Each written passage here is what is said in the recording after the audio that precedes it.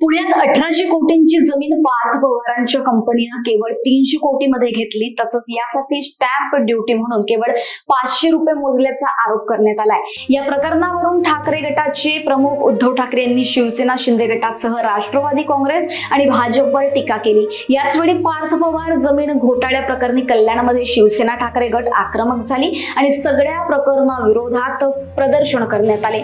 सर्व शिवसैनिकांनी यावेळी कल्याण रजिस्ट्रार कार्यालयात निवेदन देऊन आंदोलनाचा इशारा दिलाय। आज कल्याण पूर्वला जे दुय्यम निबंधक आहे त्यांना आम्ही निवेदन अशा प्रकारे दिलेलं आहे की मंत्रीचा मुलगा हे 300 कोटीचा जो व्यवहार झाला त्याला 500 रुपये मुद्रांक आणि तोच न्याय म्हणजे त्यांच्यात जरी नियमावली असेल तर तोच न्याय सर्वसामान्य जनतेला द्यायला पाहिजे।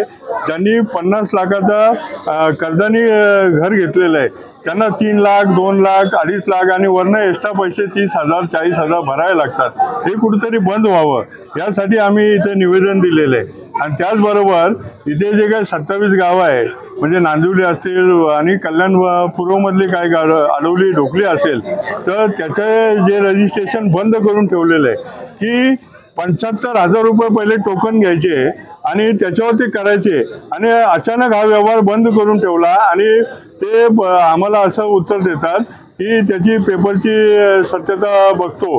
आणि एकाच बिल्डिंगमध्ये आमच्याकडे असे काही प्रकरण आहेत की 10 रूम आहेत, 4 रूमचे रजिस्ट्रेशन झाले, 6 रूमचे झालेले नाही। तो जो अन्याय चाललेला आहे त्याच्या निषेधार्थ आम्ही इथं आलो आणि त्यांना जाब विचारला।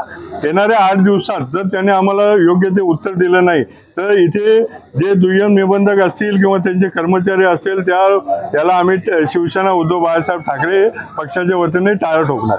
संविधानाने आर्टिकल 14 प्रमाणे राईट टू इक्वॅलिटीचा जे नोंद आहे त्यामुळे प्रत्येक भारतातील प्रत्येक नागरिकाला या सरकारकडून सामान्य वागणूक मिळणं अपेक्षित आहे। परंतु या ठिकाणी आपण पाहू शकतो की जे सत्ताधारी लोक आहेत त्यांना या ठिकाणी सरकारने वेगळे नियम स्थापन केलेले आहेत आणि जे सामान्य गोरगरीब जनता आहे त्यांना वेगळा नियम या ठिकाणी दिलेला आहे।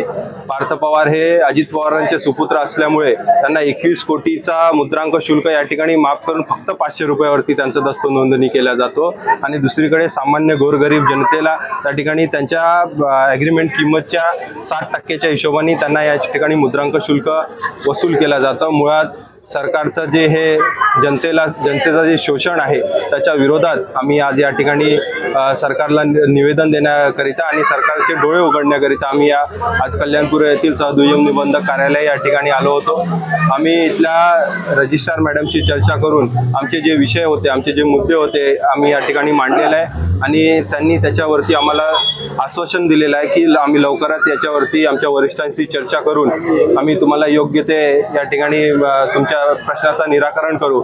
आणि जर तसे झाले नाही कल्याणपूर येथील रजिस्ट्रेशन संबंधित अनेक समस्या आमच्या वरिष्ठांनी त्या ठिकाणी रजिस्ट्रारसमोर मांडल्या ते आमची मागणी लवकरात पूर्ण झाली नाही तर आम्ही या ठिकाणी उद्धव बाळासाहेब ठाकरे पक्षाच्या वतीने शिवसेना स्टाईलने या ठिकाणी तीव्र असं आंदोलन करू असा इशारा आम्ही यांना दिलेला आहे। लोकवाहिनी न्यूज करिता ब्युरो रिपोर्ट कल्याण।